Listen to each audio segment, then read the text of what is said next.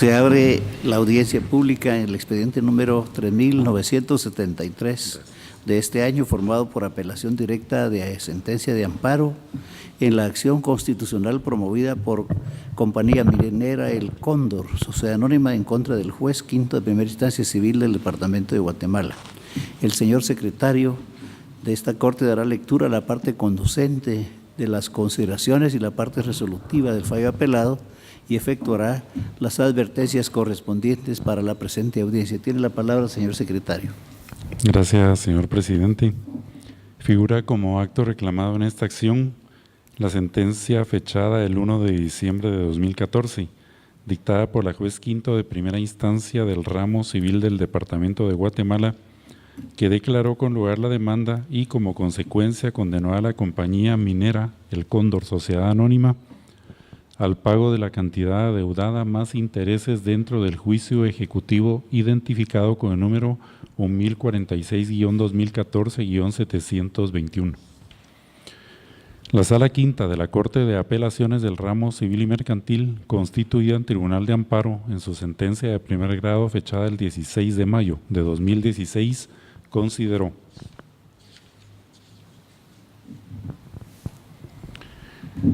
la dirección señalada en el memorial de demanda presentado por el ejecutante es la misma indicada en el memorial en el que se apersona la ejecutada al proceso, lo cual es ilógico que ambas partes tengan igual dirección.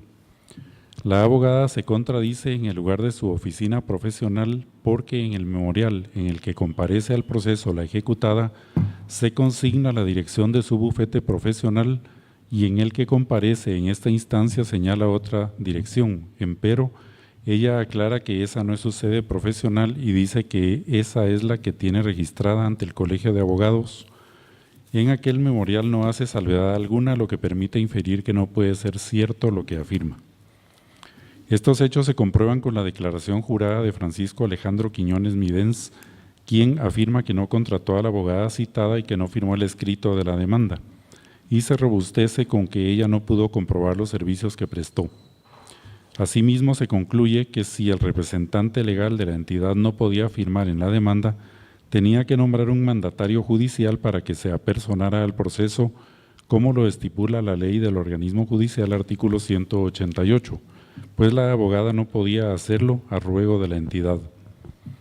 Al no comparecer la postulante al proceso a través de su representante legal, la notificación que se le hizo de la demanda no podía surtir efectos, de tal manera que se le vedó su derecho de defensa, por lo que no podía ser condenada al pago de lo adeudado más intereses, sin habérsele dado oportunidad de oponerse.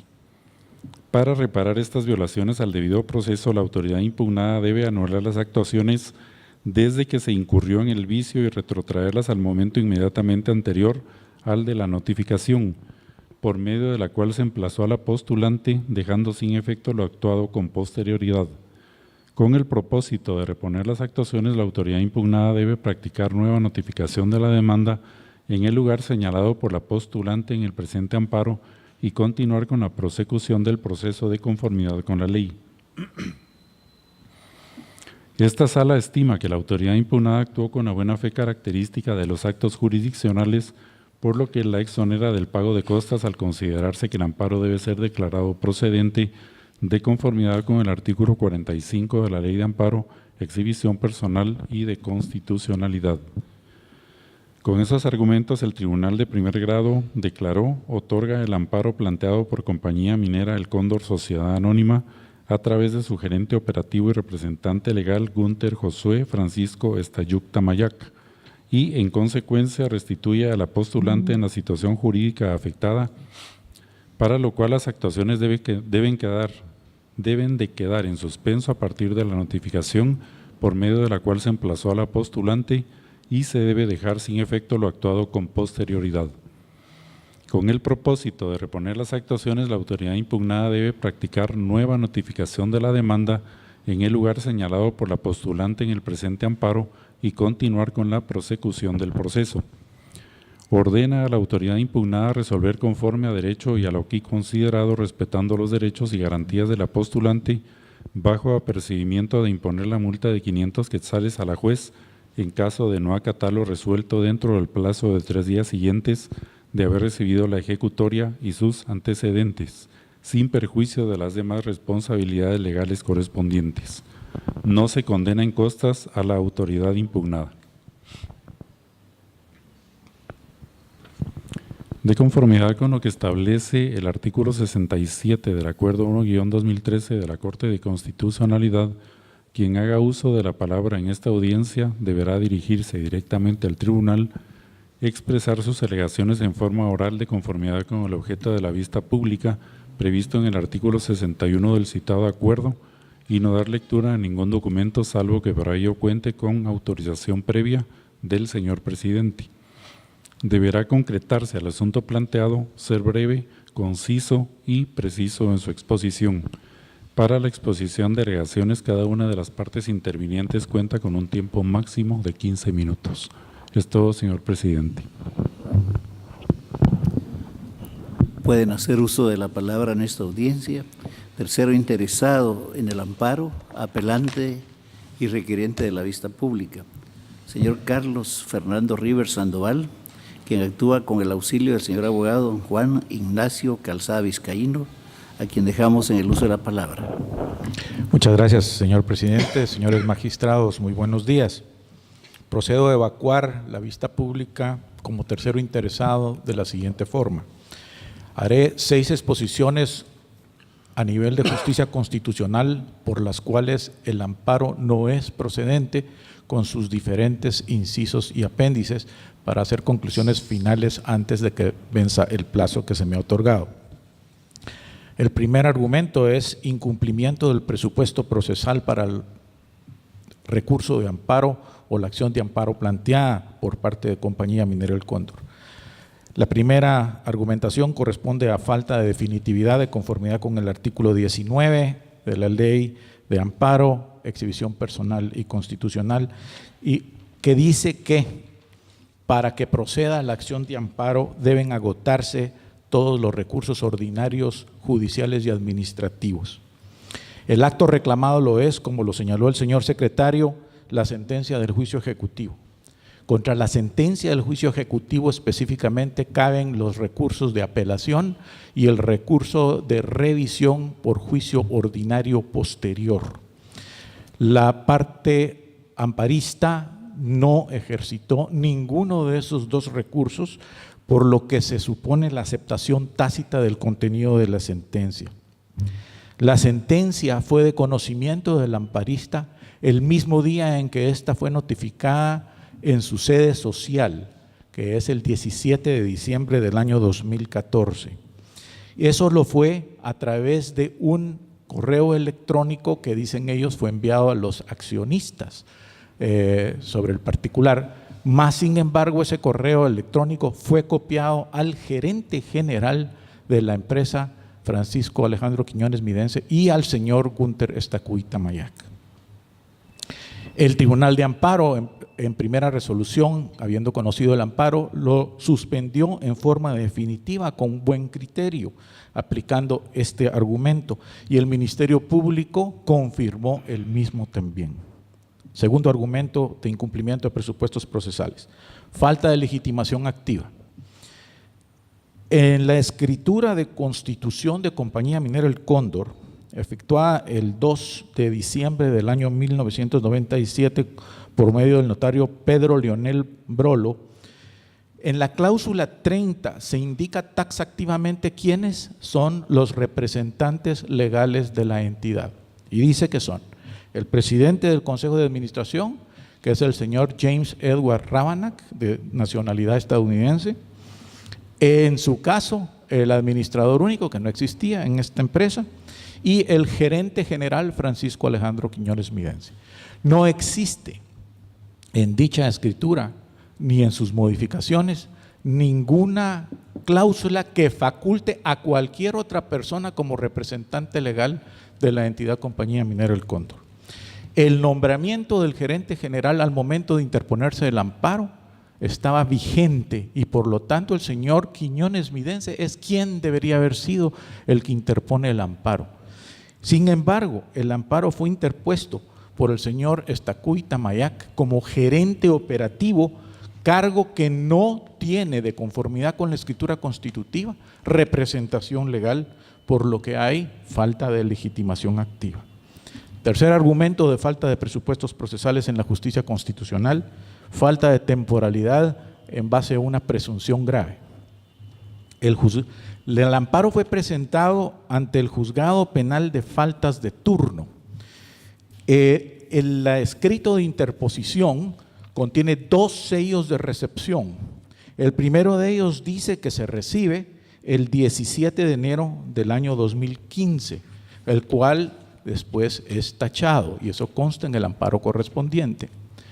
Esa fecha implicaría que el amparo fue presentado en forma extemporánea. El segundo de ellos, y es el que se supone vigente, es el de fecha 16 de enero del año 2015. Aquí en este caso, señores magistrados, la presunción grave es que el amparo realmente fue interpuesto en forma extemporánea. Segundo grupo de argumentos: falta de pertinencia e idoneidad del acto reclamado e inexistencia de los agravios constitucionales contenidos en él. La sentencia lo es una sentencia de título de juicio ejecutivo, cuyo único propósito es declarar la validez del título ejecutivo, la existencia de la obligación líquida exigible de plazo vencido y ordenar hacer el trance y remate y trance y pago.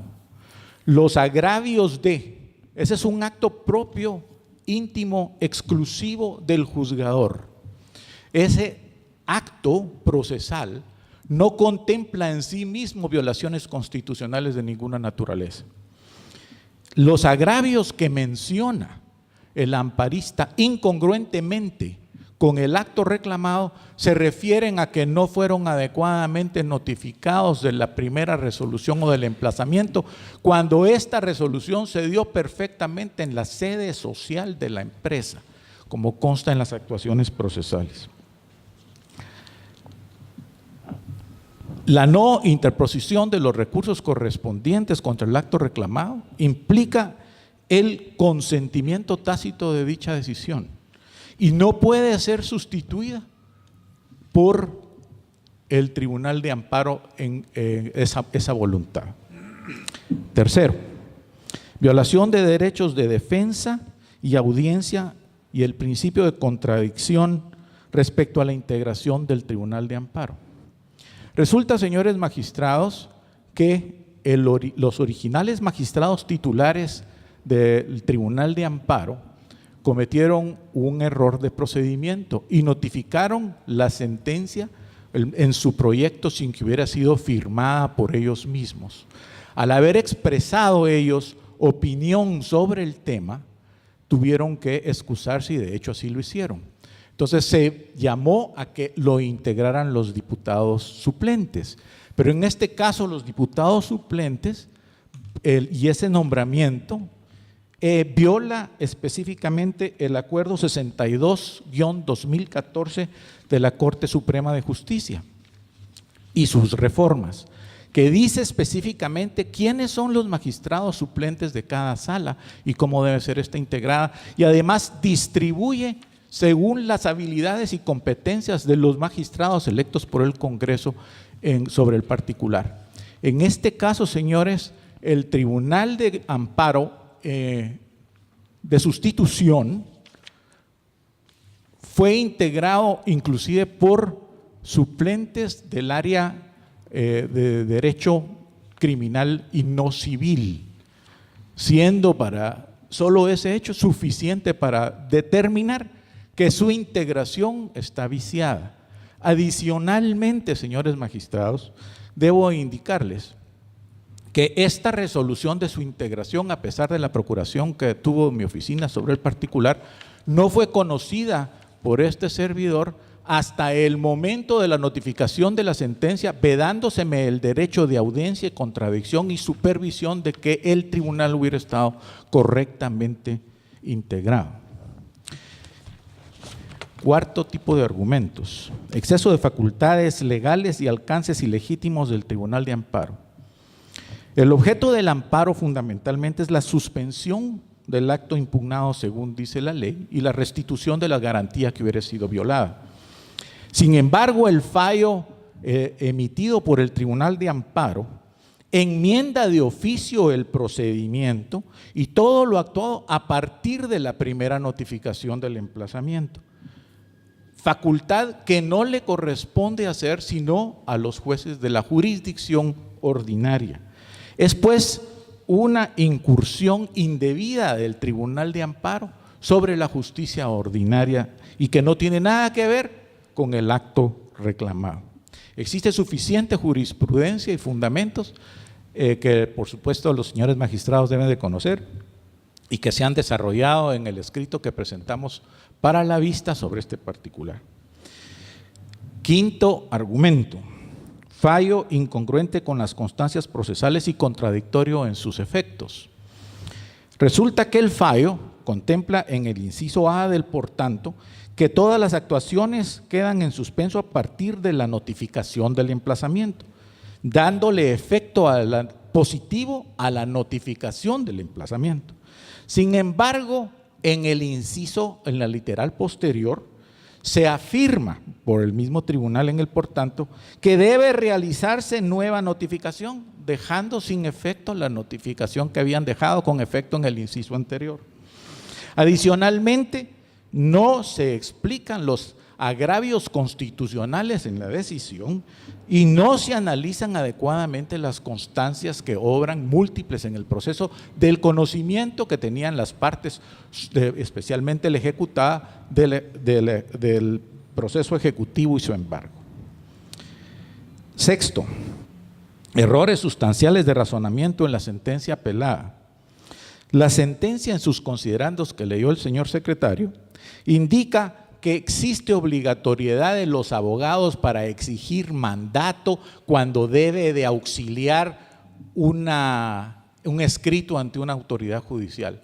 No puede ser más absurda esta interpretación del artículo 188 de la Ley del Organismo Judicial, que limitaría en forma extraordinaria, aplicando el principio de reductio ad absurdum, las participaciones de los abogados a través de contratos simplemente profesionales y que, según el criterio del Tribunal de Amparo, debería de ser avalado por un mandato. No valora además en la sentencia el acta notarial de notificación que se realiza con el gerente general de la empresa, en el cual se afirma claramente bajo juramento que él ha sido debidamente notificado y se le han entregado las copias de la demanda. Tampoco analiza que la primera notificación de emplazamiento fue correctamente ejecutada por la juez, por la autoridad impugnada, básicamente porque se realiza, como en múltiples ocasiones se ha hecho, dicho y manifestado por las autoridades judiciales, en la sede social de la empresa. Y por último, evita analizar un correo electrónico crítico de fecha 26 de septiembre, inmediatamente después de haber sido aceptada la demanda ejecutiva para su trámite y otorgado la resolución del embargo, el cual manda este servidor al presidente en funciones del Consejo de Administración de Compañía Minera El Cóndor, el señor James Edward Rabanak, en donde se le indica claramente que la demanda ha sido aceptada por el tribunal y se ha librado un embargo correspondiente sobre las cuentas bancarias y otros derechos que tiene esa empresa aquí en Guatemala. Esto es importante porque adicionalmente, en forma cuidadosa, este servidor envía copia de ese correo electrónico a la Embajada de Canadá, siendo el principal accionista de esa empresa de origen canadiense. Y la Embajada de Canadá confirma por medios electrónicos la recepción de dicho correo electrónico, lo cual tampoco es tomado en consideración por parte del Tribunal de Amparo. Por último, señores, quiero indicarles que la sede social de la empresa del 2011 al 2016, 13 de abril para ser exacto del 2016, continuó siendo la dirección donde fue realizada la primera notificación del emplazamiento.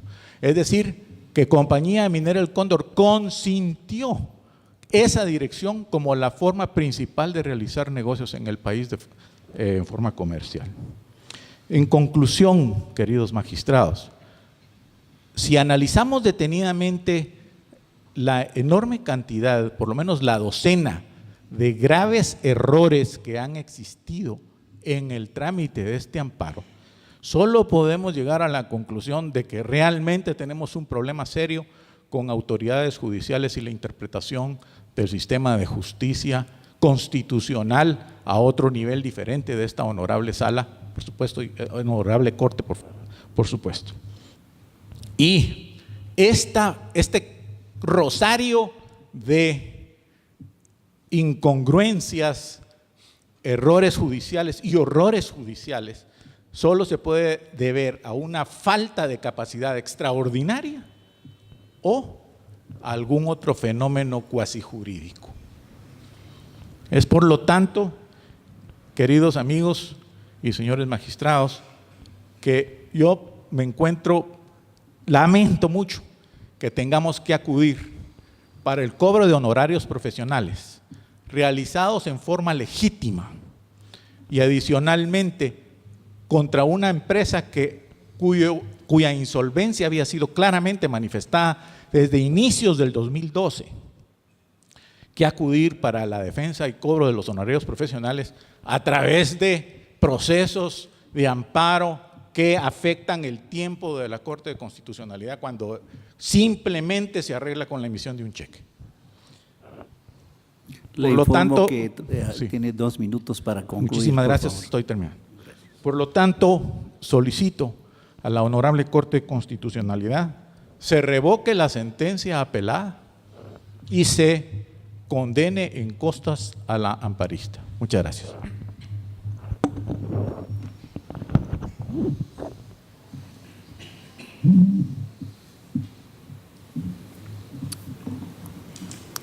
Ahora le corresponde el turno al solicitante del amparo, Compañía Minera El Cóndor, Sociedad Anónima, por medio del señor gerente general y representante legal Gunter Josué Francisco Estacuy Tamayac, quien actúa con el auxilio del señor abogado don Álvaro Efraín Morales Carrillo, a quien dejo el uso de la palabra. Gracias, señor presidente. Antes de iniciar con la exposición, rogaría se le permita a mi cliente, el licenciado Estacuy, poder dirigirse a esta honorable corte. Dentro del plazo de los 15 minutos, él tomará unos 3 o 4 minutos para hacer una muy breve exposición. Adelante. Señores magistrados, muy buenos días. Me disculpo, yo soy contador público, auditor, no abogado, así que mis argumentos son más que todo lógicos y pretendo simplemente esgrimir puntos que permitan dar a comprender por qué el planteamiento de nuestro amparo. En primer lugar, el pagaré al cual se aduce en todo este proceso nunca fue avalado por la Junta Directiva. El pagaré fue hecho de forma anómala y esto es lo que nos ha motivado a nosotros a defender a la compañía. En segundo lugar, la persona, el abogado Rivers, argumenta que siempre ha habido, que nunca ha tenido cómo resarcirse de los honorarios que en teoría están pendientes. A la sociedad se le ha manifestado que con todo gusto se le pagan y si en este momento se tuvieran que pagar, se pagan inmediatamente. No va con el pagaré, porque el pagaré no existe en realidad, no ha nacido a la vida jurídica.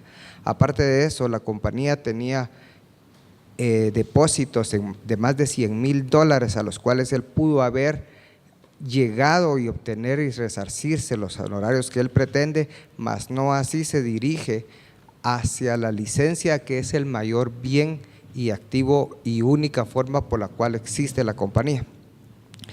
Esto hace que definitivamente a la compañía se vea afectada. Sin la licencia minera, la compañía deja de existir.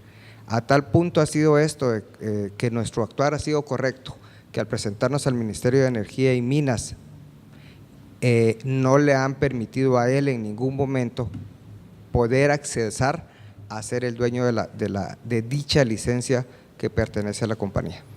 En resumen, el punto importante para nosotros es de que nuestra compañía se ve afectada por aspectos que fueron típicamente fuera de orden y en ningún momento seguimos manifestando que fuimos notificados a tal punto que la misma embajada no aceptó el correo que él argumenta haber enviado. Para mí es solamente y agradezco mucho.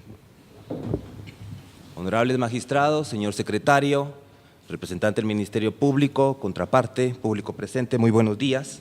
Seré bastante breve en la exposición que quiero hacer con relación a este caso, que sin duda alguna se puede llegar a convertir hasta cierto punto en emblemático porque se está violentando el derecho de defensa. Las leyes han sido desarrolladas, honorables magistrados, con dos propósitos: para decirnos qué es lo que tenemos que hacer y también para decirnos la forma en la que lo tenemos que hacer. Hasta ahorita se han hecho argumentos por parte de mi contraparte en donde ha argumentado que ha presentado una demanda en contra de mi cliente, Minera El Cóndor. El problema está en que no ha dicho todo lo que se tendría que decir, o como bien se diría, ¿qué es lo que hace más daño? ¿Una mentira o una verdad a medias? Y aquí estamos ante una verdad a medias, pero vamos a decir muy puntualmente cuáles son aquellas cosas que no se han terminado de decir.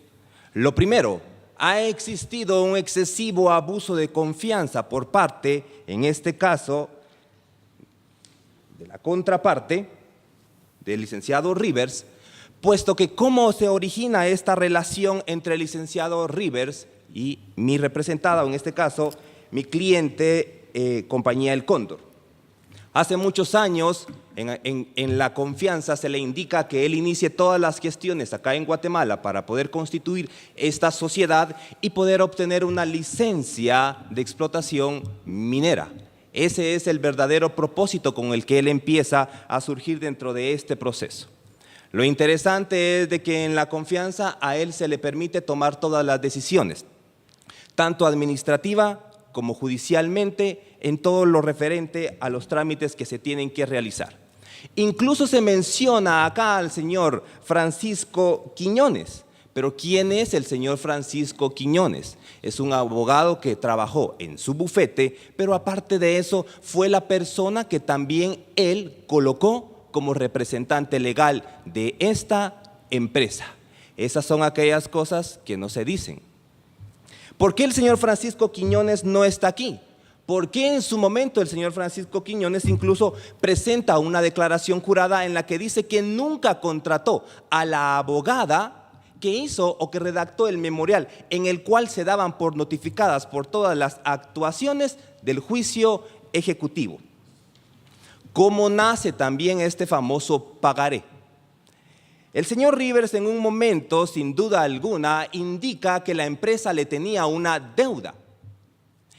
Y en los memoriales lo expone, pero no indica de dónde nace esa deuda. Únicamente indica que hay un pagaré, pero no hay una forma de poder demostrar la documentación con la que se soporta este pagaré. Habremos de imaginarnos entonces cómo nace este pagaré. Este pagaré nace por el abuso de la confianza entre el señor Francisco Alejandro Quiñones y el señor Rivers. Esa es la verdad, en el abuso de la confianza. Teniendo entonces este documento, él presenta su demanda respectiva. Esta la presentó en el 2014. Lo interesante de este caso es que cuando él presenta la demanda en el 2014, señala él como lugar para recibir las notificaciones la dirección ubicada en la 6ª Avenida, edificio Plaza Los Arcos, nivel 3, oficina 3A de esta ciudad.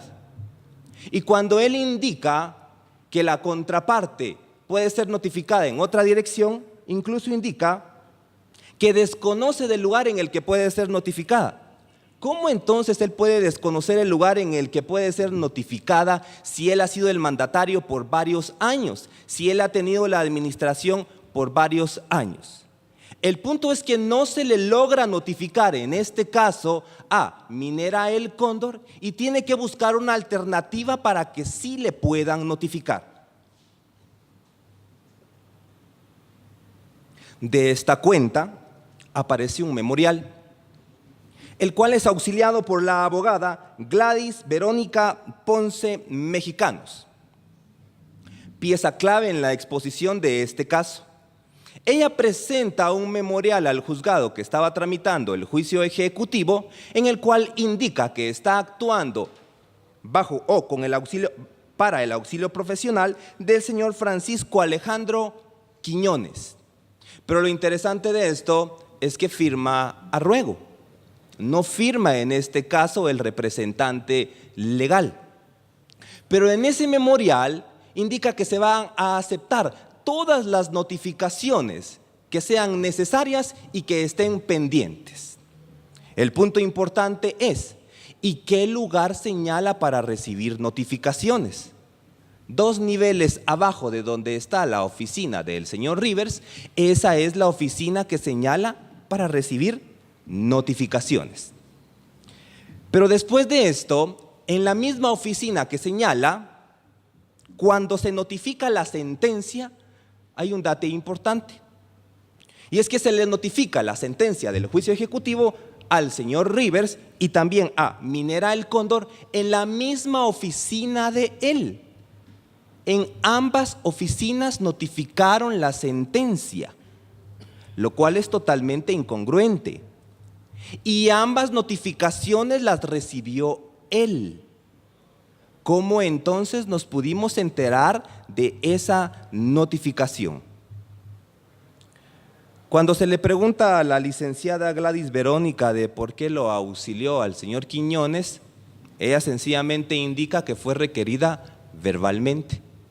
Y caemos a una cuestión de palabra contra palabra. ¿Por qué? Porque viene el señor Quiñones, quien es sobrino del señor Rivers, y dice en declaración jurada que nunca contrató a la abogada para que le auxiliara en ese memorial. Ese memorial entonces es la clave de este problema que estamos teniendo. ¿Estamos diciendo que no queremos pagar lo justo? No. ¿Estamos diciendo que el señor Rivers probablemente él no tiene un derecho que debe de demandar y que debe de exigir? No. Lo que estamos nosotros pidiendo es que se respete nuestro derecho de defensa constitucional, porque en ningún momento tuvimos la oportunidad de podernos defender. ¿Cómo nos íbamos a defender? Resulta que posterior a esto la abogada Verónica Ponce ni siquiera hizo el más mínimo intento por continuar este proceso. Sencillamente ese fue el único memorial que presentó y ni uno más presentó. No le rindió informes al cliente para poder decirles el avance del caso. Por lo tanto, cuando vienen a notificar la sentencia, ¿cómo nos enteramos? Porque el señor Rivers envía un correo, pero lo envió hasta el 14 de diciembre del año 2015, día exacto en el que se cumplían los 30 días para poder interponer la acción constitucional de amparo. Por lo tanto, en el último día que se podía presentar el amparo, se presentó. Como dije, ¿qué es más peligroso? ¿Una mentira o una verdad a medias? Por supuesto, en el abuso de confianza, en este caso del señor Rivers. ¿Cuál es la argumentación que hace el Tribunal de Amparo para poder otorgar este amparo? Como lo leyó el señor secretario, dentro de su argumentación más fuerte, esta sala concluye: A. La dirección señalada en el memorial de demanda del presente amparo, el ejecutante en la misma indica en el memorial que se apersona la ejecutada al proceso, lo cual es ilógico. ¿Por qué? Porque está colocando la misma dirección del señor Rivers para que ahí pueda ser recibidas las notificaciones. Cuando se presenta el amparo, el tribunal ordena o solicita un informe circunstanciado. De este informe circunstanciado lo solicita el juzgado, pero también le solicita que se pronuncie a la abogada. Le dice: mire, usted es parte importante en esto. ¿Qué es lo que pasó? La abogada presenta un segundo memorial. Le informo que tiene aún 2 minutos, casi 3, para concluir. Le agradezco, presidente. En este caso, la abogada presenta un memorial en el cual ella misma se contradice. Y cuando se contradice, ella expone. Lo que sucede es de que el lugar que yo presenté para recibir notificaciones, aunque es la oficina del señor Rivers, también es el lugar el que yo tengo registrado en el Colegio de Abogados. Eso indica, eso está en los antecedentes en el memorial que ella expone. Y es parte del razonamiento que encuentra, en este caso, el tribunal como ilógico, por lo cual no coinciden estas direcciones. A manera de conclusión, magistrados, se ha violentado el derecho de defensa. ¿Por qué? Porque esa notificación fue hecha de una manera incorrecta, fue hecha en una manera en la que existen vicios. ¿Cómo nos vamos a poder defender si nunca fuimos aparentemente debidamente notificados? Estamos dispuestos, incluso si hay necesidad de pagarle al señor Rivers lo que haya que pagársele. Lo que sucede es de que la verdadera intención de él no es el dinero, sino que es la licencia de explotación minera. Incluso al momento que ya se habían trabado los embargos respectivos, se presentó al ministerio para poder indicar que esa licencia le iba a corresponder a él. Nos queremos sentar, queremos ver si efectivamente le debemos y si le debemos pagarle. Y el último detalle, honorables magistrados, este pagaré que es del que surgen todos estos inconvenientes, en este caso el sobrino, que era el representante legal, no tenía las facultades para poder emitir este pagaré. Por lo tanto, se hizo en un absoluto abuso de confianza. Con el tiempo corto, entonces, para terminar, se solicita que se confirme el fallo del Tribunal de Amparo de la Sala Quinta, en el cual deja sin efecto la sentencia de primer grado y por consiguiente que el proceso sea retrotraído hasta el momento antes de la notificación. Es decir, en el momento en el cual vamos a poder ejercer efectivamente nuestro derecho de defensa. Caso contrario, estaríamos nosotros en un estado completo de indefensión. La Constitución establece que el amparo surge con dos propósitos. Uno de ellos es evitar que puedan haber daños, pero el otro, aquellos daños que ya se cometieron, que los mismos puedan ser resarcidos o en este caso retrotraídos. Solicitamos entonces, honorables magistrados, que la sentencia del Tribunal de Amparo sea declarada en este caso con lugar y el proceso sea retrotraído hasta el momento antes a la notificación. Muchas gracias. Ahora le corresponde el turno al Ministerio Público a través de la abogada Lucrecia de María Vázquez Casasola, miembro de la Fiscalía de Asuntos Constitucionales, Amparo y Exhibición Personal, quien queda en el uso de la palabra. Muy buenos días, honorables magistrados y magistradas. Esta honorable Corte ha señalado en reiterada jurisprudencia sobre la inviabilidad del amparo cuando previamente a su planteamiento no se han agotado los recursos y procedimientos establecidos en la ley rectora del acto. En el presente caso, la entidad amparista reclama en contra de la sentencia de fecha 1 de diciembre del año 2014. Sin embargo, sus argumentaciones y agravios giran en torno a la notificación de tal sentencia y a las resoluciones posteriores, por lo que en todo caso, previo a acudir al amparo, debió agotar la nulidad establecida en el Código Procesal Civil y Mercantil en el artículo 613, la norma que indica que es procedente en contra de todas las resoluciones y procedimientos en que se infrinja la ley y que no sean apelables. Así lo ha indicado esta Corte en la sentencia de fecha 2 de junio del año 2010, expediente 216 del año 2010, la cual solicito la venia para dar lectura en la parte conducente. Adelante. Los amparistas inobservaron el principio de definitividad, específicamente no haber interpuesto recurso de nulidad que según el artículo 613 del Código Procesal Civil y Mercantil es el medio idóneo de impugnación del que las partes inconformes con las notificaciones y resoluciones pueden hacer uso dentro del proceso de la jurisdicción ordinaria, previo a cualquier planteamiento de la acción constitucional de amparo como la que intenta el representante de los solicitantes.